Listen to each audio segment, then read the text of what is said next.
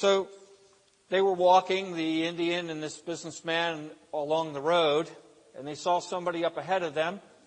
And the individual up ahead of them was barefoot, walking on a street with sharp stones. And about every 3 blocks, he was kneeling down and kissing the pavement. And the Indian said, "See that man? He's either going to Bombay or Calcutta, and he's doing his pilgrimage, and he's earning his way to heaven." And the Englishman said, "You can't earn your way to heaven. Jesus Christ gave his life to purchase us heaven. Heaven's a gift." But it seemed like it fell on deaf ears. But this Indian diver, pearl diver, was a good friend of this English businessman. And one day he knocks on the door, invites him to dinner.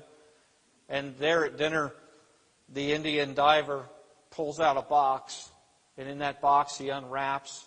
And there is the matchless pearl. Beautiful.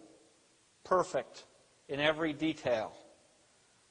And the Indian said, "Here, you're my best friend. I don't have any family. I want to give you this pearl." And the English businessman says, "You can't give me that pearl without me giving you something for it. I've got to pay for it. I've got to purchase it with something. It's so valuable."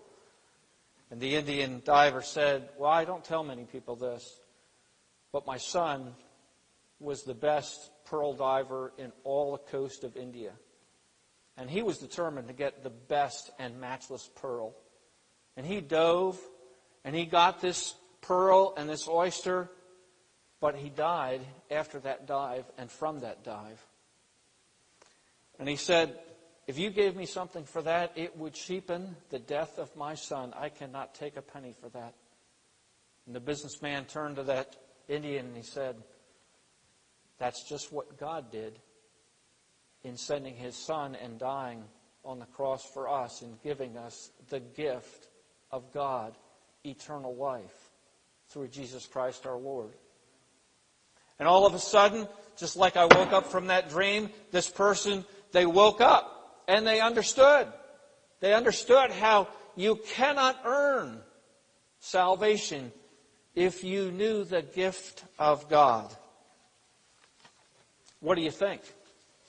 What do you think sitting here today? You say, well, I don't really want to think about the gift of God. I don't want to think about who Jesus is because I'm afraid that that's going to lead down the road to change. I might have to change something in my life or my lifestyle. Something I want to do that now I can't do.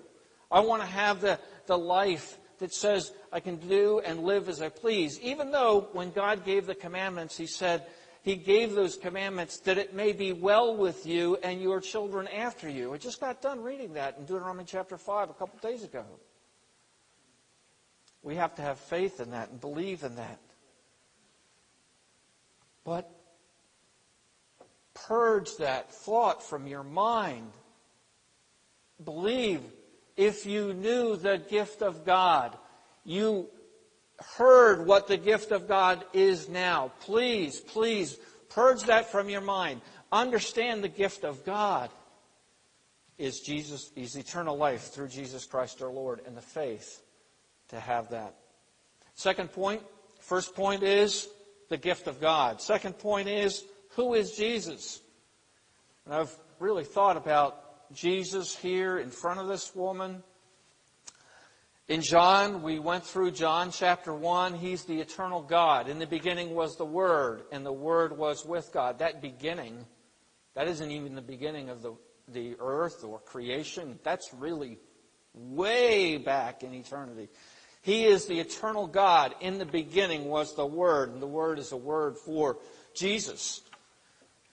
And the Word became flesh. Jesus is God in the flesh. And dwelt among us, it says in verse 14 of John chapter 1.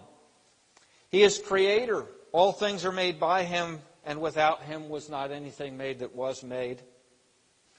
He is the source of life, it says in John chapter 1 and verse 4. In Him was life.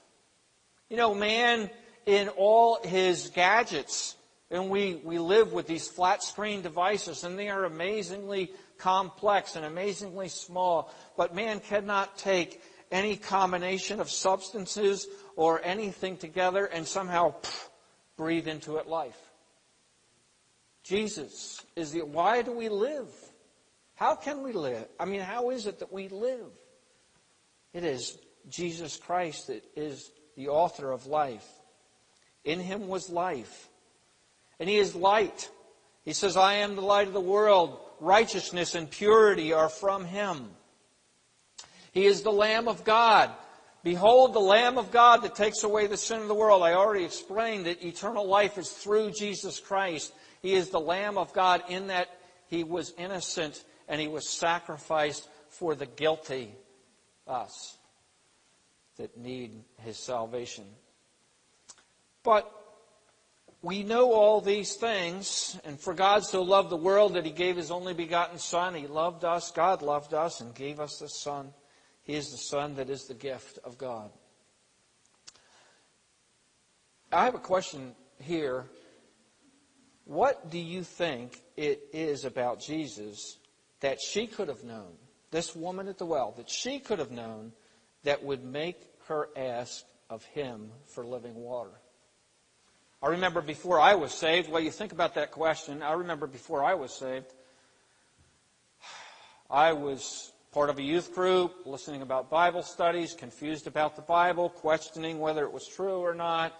Didn't like the whole idea. My flesh, of course, didn't like the whole idea of God being over me and telling me what was wrong and what was right, and telling me that if I didn't do what was right or if I would be judged for what I had already done wrong. I didn't like that. I didn't like that there was hell. I didn't understand how a God of love could punish people and have a penalty for sin. All these things were confusing things to me. And I remember having a cousin, and this came up. She invited me to a Bible study, and I was telling her my confusion and my ideas about these things. And she said, you know, if you knew the sacrifice and the love that Jesus Christ had for you as a sinner to give you eternal life, that would change your whole perspective on this thing.